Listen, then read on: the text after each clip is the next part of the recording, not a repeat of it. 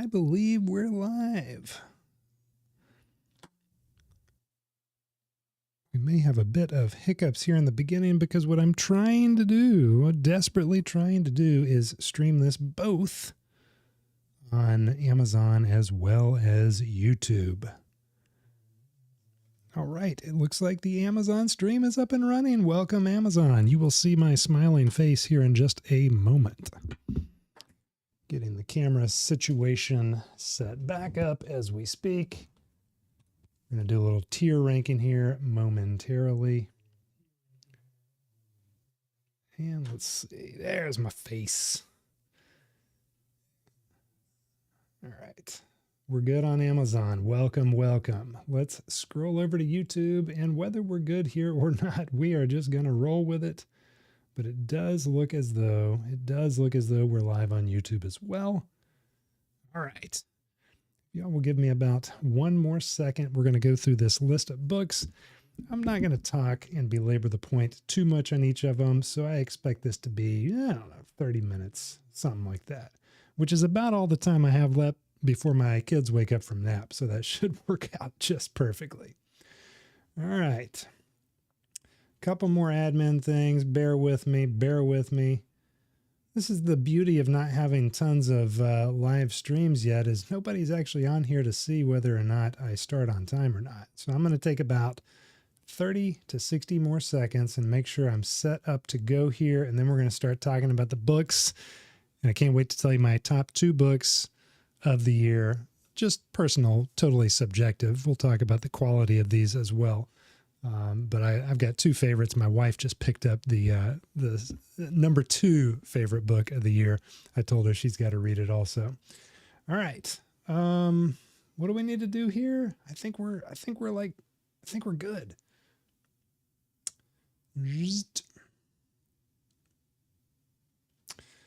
All right. Hello, Amazon. And let's see if the chat over here works. Open panel, chat on YouTube. Hello, YouTube. All right, we're good to go.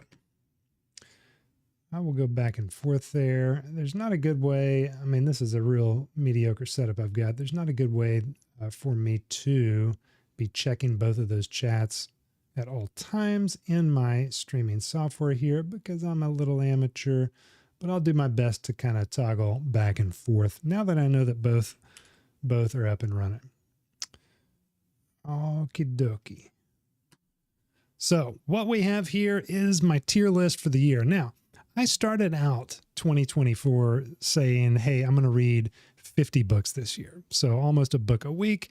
And that turned out to be a little too optimistic. I didn't make it. But so far, it's almost the end of the year. I'm probably going to finish one more book this year. I'll tell you what it is towards the end. And that'll be my 30th book that I've finished. Now, I've started a handful, probably 10 more books that I started and I just put down because I got to say I've gotten better as I've gotten older at putting books down that I just don't feel like reading. And a couple of those have been fantastic books, like top tier, like best book list material, definitively. And I just hadn't been in the mood for it. So anyway, without further ado, I have gotten through 29 books so far this year. I'm going to make a tier list of them here, let you know my top picks. I've got a link down below wherever you're watching this so you can go and check them all out if you want to just cheat sheet over there. But first up, and actually I'm seeing right now that this didn't put it all in order. So these are going to be roughly in order, but it's not exactly the order that I read them. First up, we've got Grit, Angela Duckworth. This was a great book, and coincidentally, I read it right either before or right after Never Finished, which was basically a book about grit too, old David Goggins. Angela Duckworth's, this was a solid book. I really enjoyed it. I enjoyed her perspective on things from a scientific level, which is not usually my MO, but it was solid. Where do I want her? Yeah, I want her in the B tier. She's right there. Same type of stuff here. This was kind of the non-scientific version. Obviously, Goggins. This guy is a nut. I'm an ultra runner myself, so I mean his stuff has been on my radar for a long time. I've known who he has been for a long time. And this book was an interesting look into his head. I guess it was an honest look into his head. He wrote this and another. I think he's got at least 2, maybe 3 books. It was interesting to hear his backstory. That's really why I read it. Had a lot to do with grit and sanity, in my opinion. He takes things way to the extreme. But nonetheless, I admire him as an ultra marathoner athlete. And yeah, I'll put it down here. It's, not the best book I've read, but I'm glad to have checked it out. Hey, T. I am ranking all the books that I read this year live on the internet. You can say, hey, if you'd like to. Nope. All right. Step back there then. My son just came to say, hey, did you have a question? Can I see it? Yeah. You don't need to get the 5th book since I just finished it already. Excellent. See, Tristan read way more books than I did this year. He's just finished another one. He's been going through these books, probably a book or at least half of a book a day, wouldn't you say? On the Guardians of Ga'Hoole series. And what's the other one you're on? Wolves of the Beyond. Wolves of the Beyond. So old Catherine Lansky, I think, is the author for those, right? Lasky. So he's a machine. I read 29 books. How many books do you think you read this year? 300. 300, he says. And I honestly wouldn't put it past him, the rate at which he's going through these. He's the man. He's my inspiration. High five. All right, bud, I'll be up to the game here in about 30 minutes. Back to the tier list. All right, we've got next up, I want to say this How to Stay Married book was the next one that I read. It was early in the year. This was, and the subtitle here is The Most Insane Love Story Ever Told. And yeah, very accurate. This was a crazy read. Also a really, so it was a heavy read because the subject matter was just pretty intense, but it was extremely well written and easy to read, in not in terms of subject matter, because that was tough, but just in how this guy writes. He is fantastic author. So Harrison Scott Key, I think that's his full name. It's cut off in the little image right here. Wonderful read, hard to read, but quite good. Next up, we've got a classic, Cat's Cradle, Kurt Vonnegut.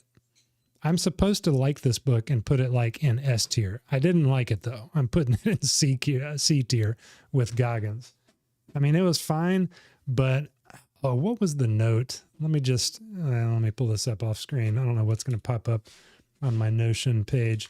Let me read the note to you that I wrote to myself when I was making notes way back at the start of the year. Oh, I need to keep this up because this has the actual order, I think, of the books. Where is it? Cat's Cradle. Okay, here's my note to myself. I'll put it on screen. I don't know. Maybe it's meant to be read, not listened to. Wasn't for me. Ice Nine, and so forth and so on. So that was about the extent of what I took out of this book. My buddy Brian will hate me for saying that because he loved Cat's Cradle. Sorry, Brian. I didn't get it. I don't know. So, yeah, let me just keep this up in the other window so I can I think these are in order, kind of go through the order that I went through. And Grit never finished, so that was accurate. Now, Well of Ascension is next. Well of Ascension. Where Are You, Brandon Sanderson, Age of Heroes. It might be easier not to. Okay, there we go. Well of Ascension. Is this going to go up here in S tier? I might change this, but I'm going to put it in A tier for right now. This is book 2. Is that right? Yeah. Hero of Ages is book 3. This is book 2 in the Mistborn series by Sanderson. I'm a fantasy guy. I don't just binge fantasy books though, but when I get into one, it can really grip me if it's good. And Brandon Sanderson, dude, the guy can write. This was a fantastic read. The first book, was it just called Mistborn? Oh man, I should know the answer to that. Anyway, the first book I read towards the end of 2023, and I loved it. I took a little break from it. what's book one called? The Final Empire, right? Okay, yeah, the book one's called The Final Empire. I took a short break. Usually I need a palate cleanser after I've read a fantasy book, so that's what I did here. But I came back hard with Well of Ascension, loved it. What I did with Sanderson's books and what usually works well for me in fantasy, like big fantasy books, is I will grab, if I can, I'll grab a copy of the book itself and be reading it. And then concurrently, because I'm a runner and I do these long runs all the time, I'll grab the audiobook. And fantasy books are typically a genre that I can listen to and retain what's going on pretty well.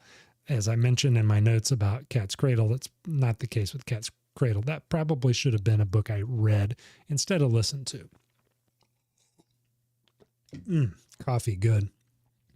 Nonetheless, this was fantastic. I loved Well of Ascension, book 2 in a 3-book series.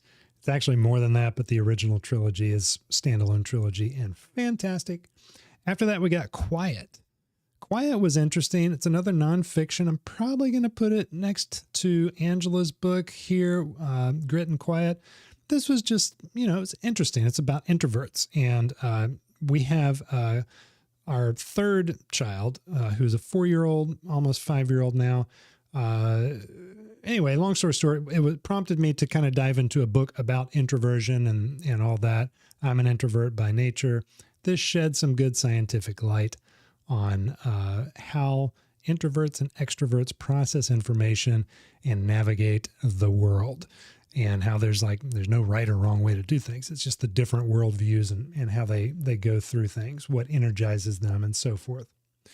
All right. After that, The Orchard Keeper. Oof. Cormac McCarthy. This guy is a master, right? Should this go up here in the S tier? No, it's going down in the C tier. This is his first book, I believe. Takes place in Tennessee. I'm from Tennessee, live in Tennessee, live in Knoxville. Wanted to go back and touch on his earlier stuff that I hadn't read yet. And I'm glad I did, I guess, but I'm fairly confident that I listened to this as well. Let's see, I've got some notes on it over here. Yeah, check this out. This is a good summary.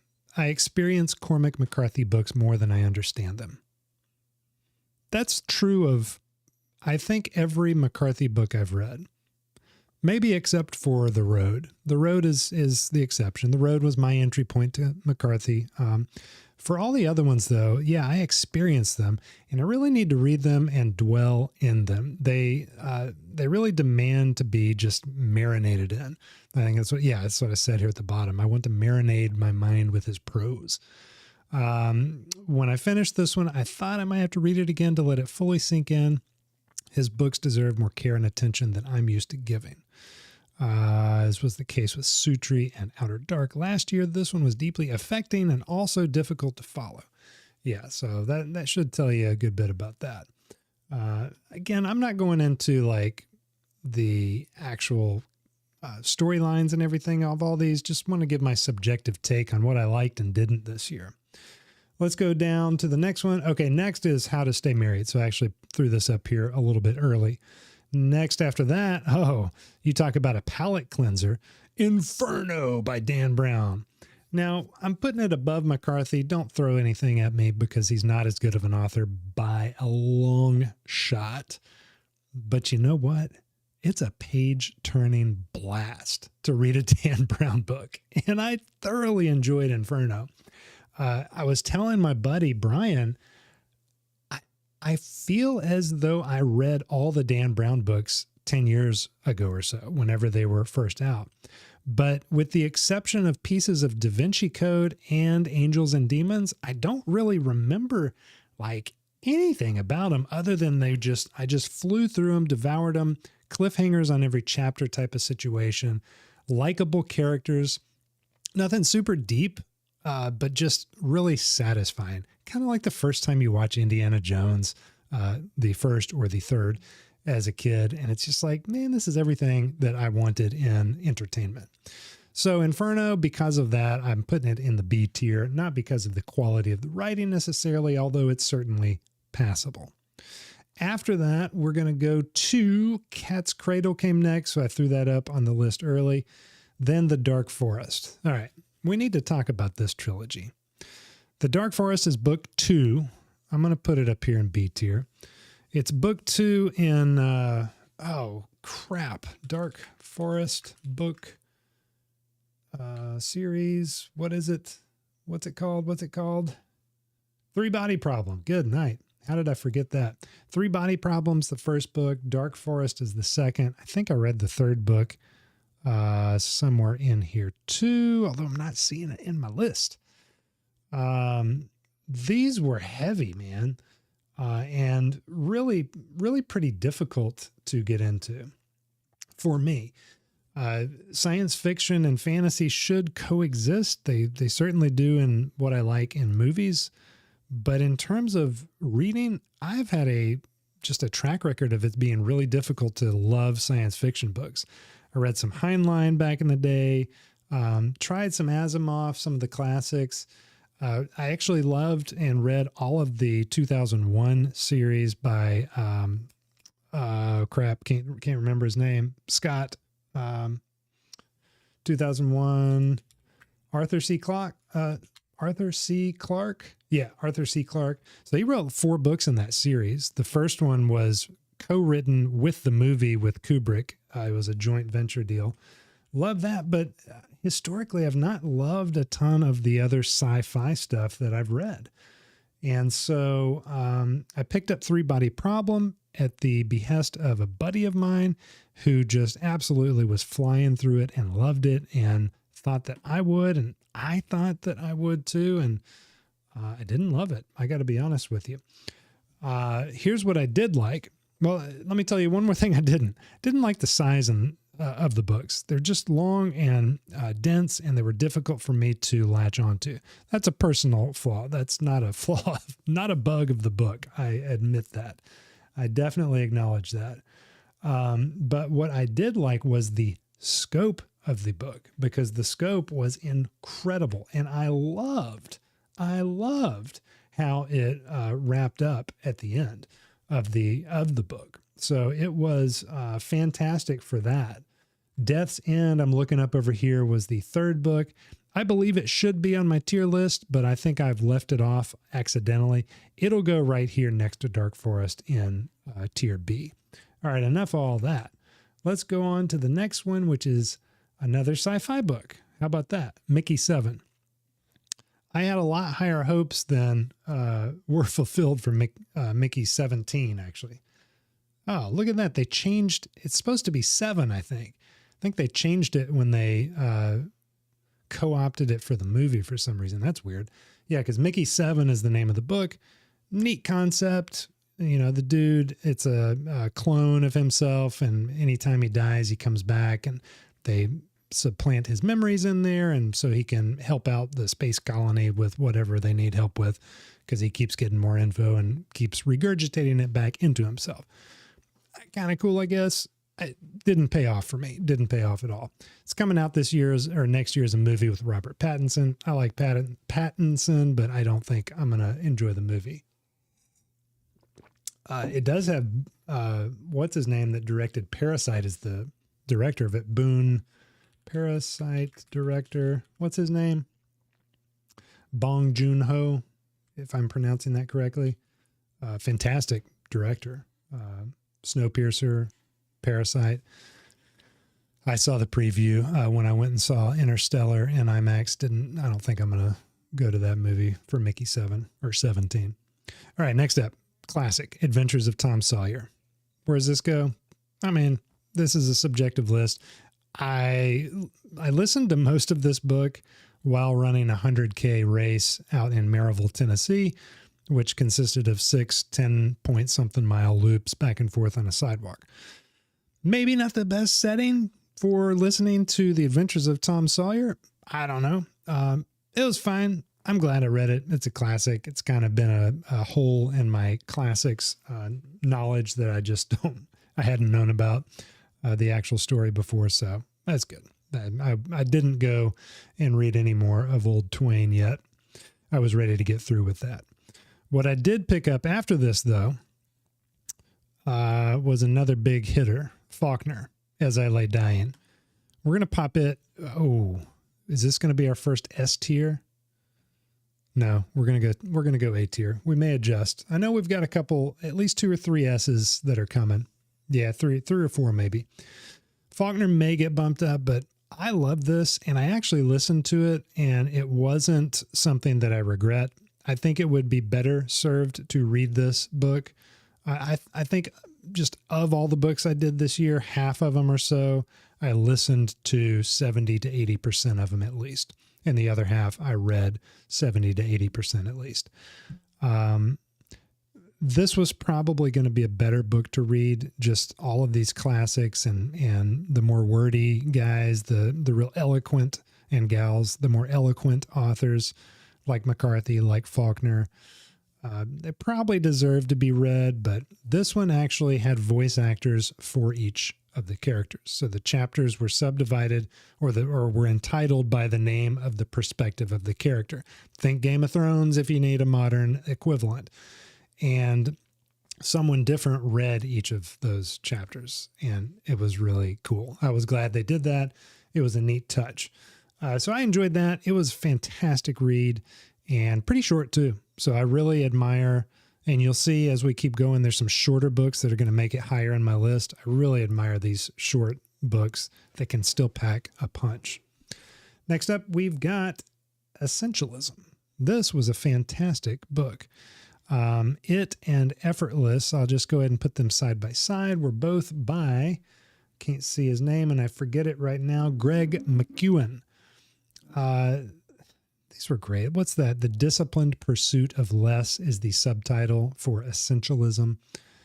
Fantastic brief read. I've got a note here. The audiobook is 6 to 7 hours. And as with most audiobooks, they work great at 1.5 or 1.75 speed. So, spending 5 hours-ish on a book, great read.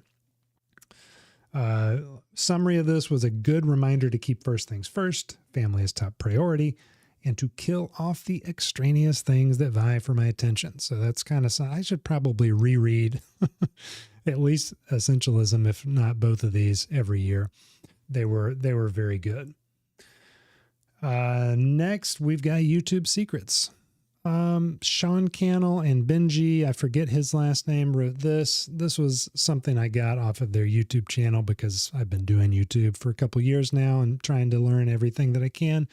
There was not really any new information here because I had spent so much time researching YouTube as a business and everything before I read this. But it's if you're going to go into YouTube for your small business, for your personal business, anything like that, this is worth picking up. It's a really concise, well-crafted, not much fluff in here. And as of 2024's version, still accurate book about YouTube. I enjoyed it quite a bit.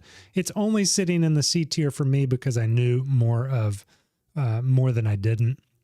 I would probably put it in the B tier otherwise. Next up, we've got Effortless. I already placed that. Ooh, next up, we've got A Separate Peace. Have you read A Separate Peace? This was my reread of A Separate Peace. Kind of like The Great Gatsby. I had marginally higher thoughts about this going into my second read than coming out of it. It is classic, maybe 200 pages, maybe not even that. Kind of a one-hit wonder author, John Knowles, I think is how you say his name. It was just a great read. I loved it. But I didn't love it as much as I had remembered loving it when I first read it 10, 15 years ago. Still good. Classic American novel. Highly recommend. Let's see if I said anything else about it in my notes over here. Several years, enjoyed it almost as much as the first time. It's set during the World War II in a college preparatory school. Story of friendship, revelation, and mortality. Yeah. I gave it a 4-star when I did my ranking over here as well. All right, next up, I put this in here. I think this is the only book that I read with my kids that I included on this list because it's one of my beloved childhood favorites. This one is Prince Caspian, Book 2 in the Chronicles of Narnia. Where do I want Caspian? Talk about a series that has not held up quite as well in my memory when I revisit these. It's still wonderful, but I think it works a little bit better for me as an adult if I were reading it through the first time, which my buddy Carrie's about to. Go for it, Carrie. Reading it out loud, I kind of had the sense of, all right, let's go. The chapters are,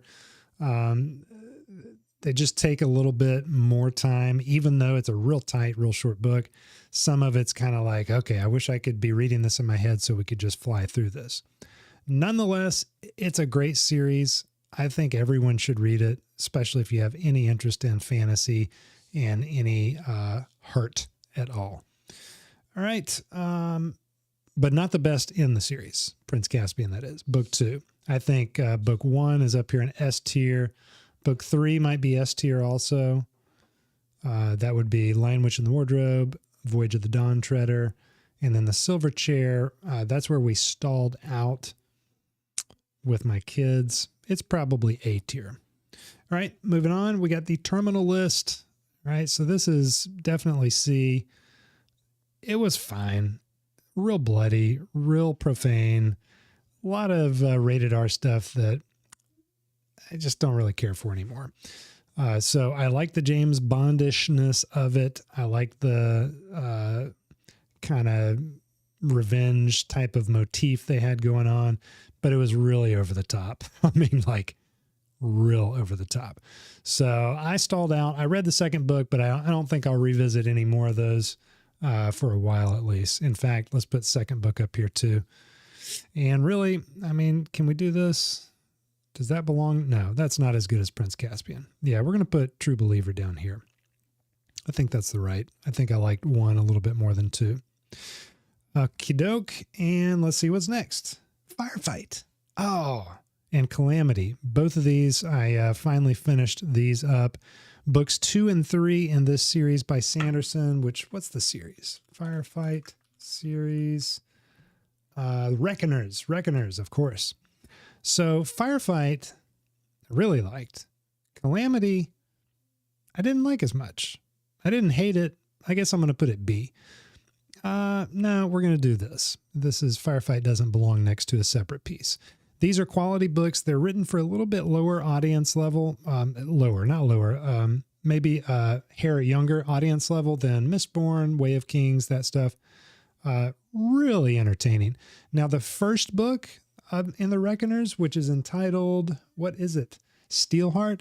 I would put that in A tier. It was phenomenal. I read it a couple years ago and finally picked up 2 and 3 from my buddy Sean, and I've got to return these because I've had them for forever. Sorry, Sean. These are quite good, though.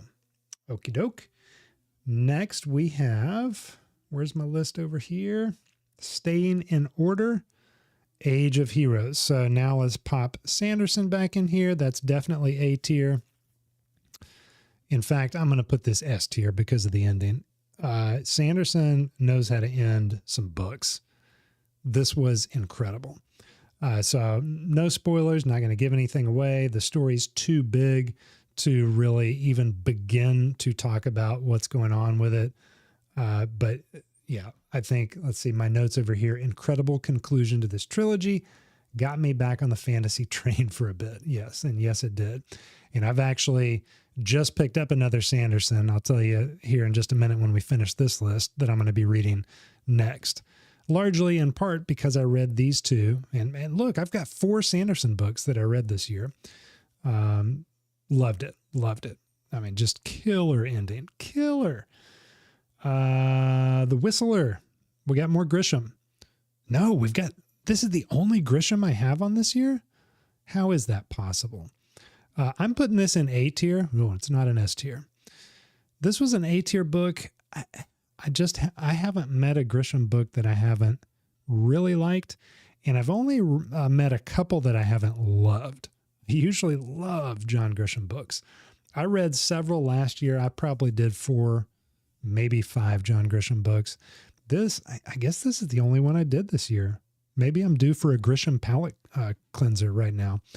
Because he comes in hard and strong when you need to clean the palate after a heavy book or something that's been dull or whatever.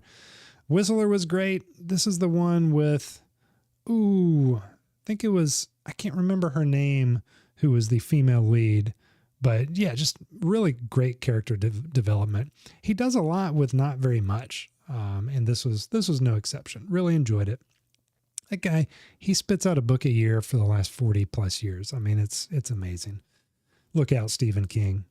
True Believer was next chronologically. We've already got it up on the list. Miss Mantle Chronicles #1. All right, I don't have a picture for this. Yeah, I do. It's right here. This is a kid's book I read because my son, who you saw earlier on stream, he was reading these and he really enjoyed them. It's got animals as characters. Squirrels are the main characters, or rabbits, or both. I don't remember. I didn't love it. Tristan liked it quite a bit, and it really meandered for me. It took a long time to get through this first book, and I didn't love the story as much as I wanted to. I was kind of hoping, I'm always hoping to find like the next Fire series for that age demographic, that middle grade, where he's starting to creep into middle grade type of books. He's 8 right now. But it was fine. It was good for him. Not as great for me. Next, we've got a classic. This is on the, I've got a list, and I need to find that. And after the stream on my YouTube channel, I'll put it in the link. I have a list that a buddy of mine and are going through, maybe not for 100% completion, but a guy has compiled from 7 or 8 100 greatest books of all time. He's taken all those 700-800 books, seen how many occur on which lists the most number of times, and made a definitive, like the best of the best 100 greatest books. And The Stranger was on there. So this is Albert Camus. It's a short book. It's about a man who kills somebody and goes on trial and doesn't have a great attitude about it. And I tell you why it's not a C tier book for me is because it's like 150 pages, if that long, super brief and short. I didn't love this book. I was hoping it would be a Gatsby. I was hoping it would be a separate piece. I was hoping it would be something punchy, but it definitely had some punches, but it was not quite for me. It left me a little sour at the end of it. Glad to have checked it off of that 100 greatest list, but not my fave.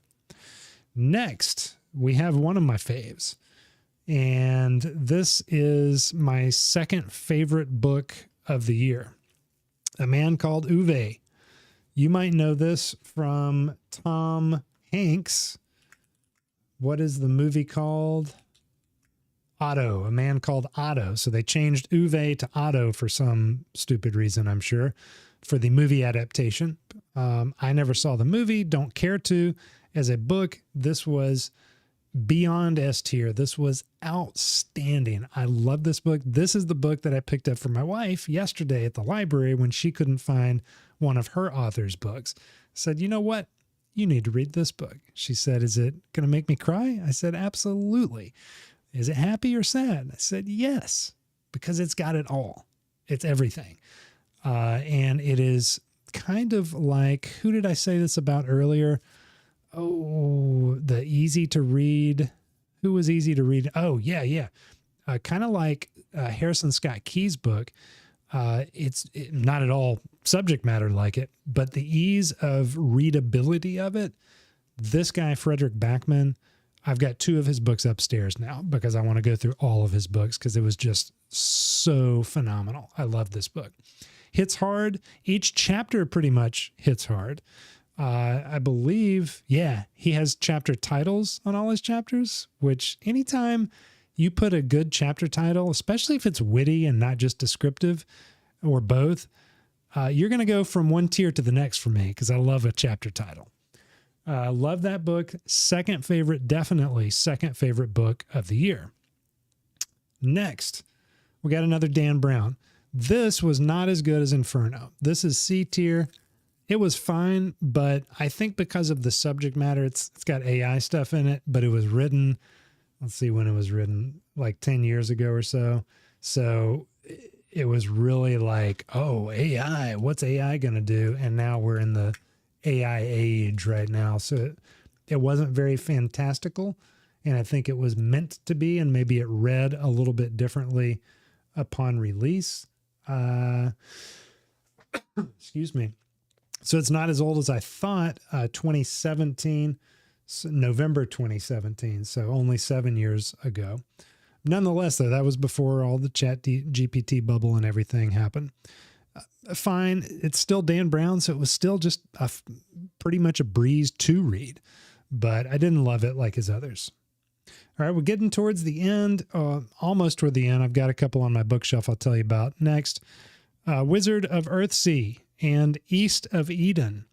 Can you tell me which one is S tier and which one is either A or B tier? And of course you can, because East of Eden is the S tier. We'll talk about it next because it's my favorite book of the year. Wizard of Earthsea. This was a reread. I read this as well as the other books. I think there's 7 in this series. You know what? I'm going to leave it A tier. It's such a good book.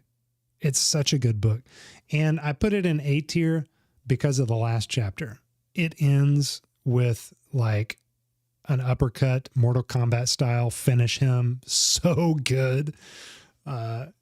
It's just a wonderful, wonderful ending. It was lacking for me kind of almost from the chapter 2, not the very beginning, but kind of the middle third or the second little piece of the book. It floundered a little bit. Maybe it's because I couldn't dive into it because it's a short book, so I should have done it. Should have been able to read it faster than I did. Kind of strung it out a little bit.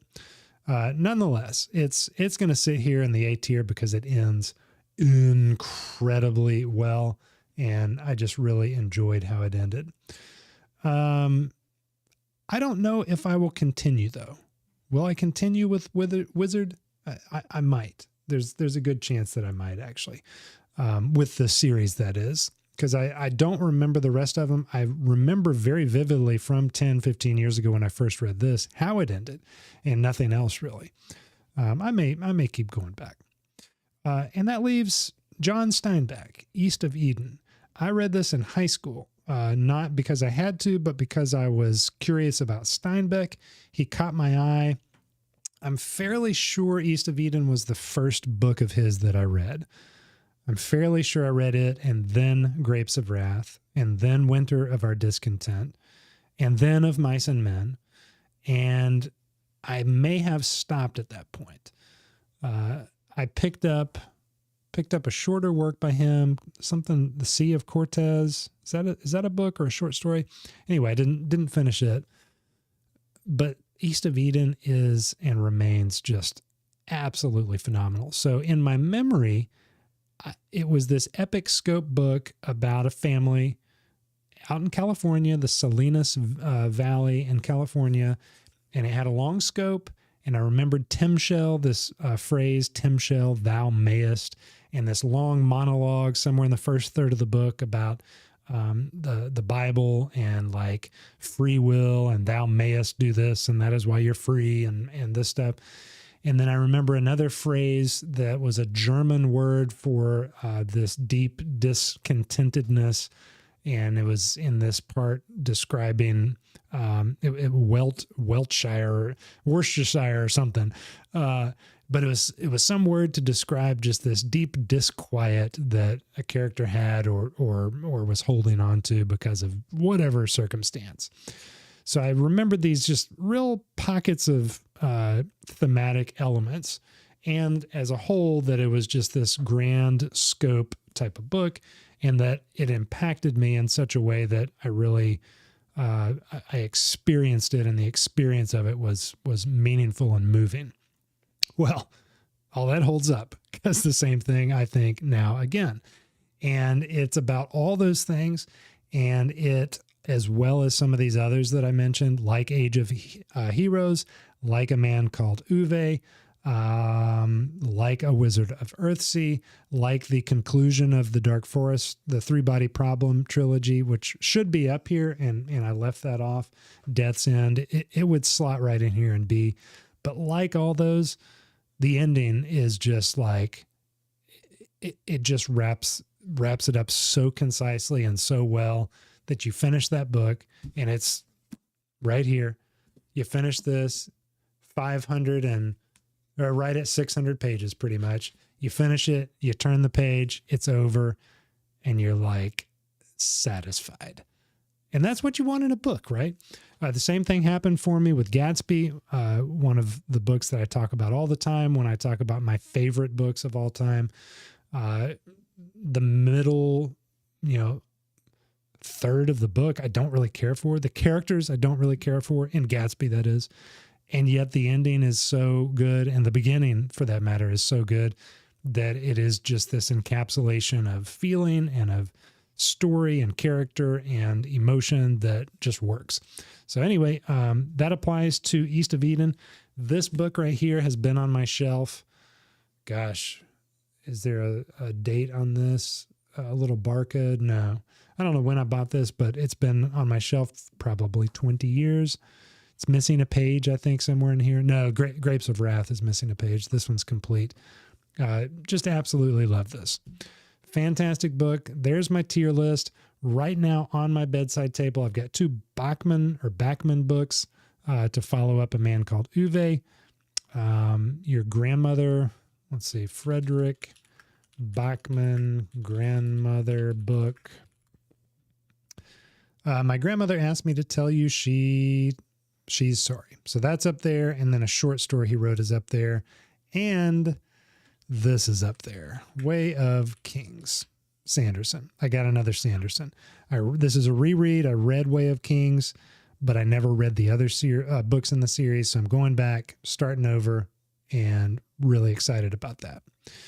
Check out the links in the description. I'll link all the books that I read so you can check them out, as well as what did I tell you I was going to? Oh, the definitive 100 greatest books list. Great resource. You should check that out. Hope this is helpful for you. Catch you on the next one. Goodbye.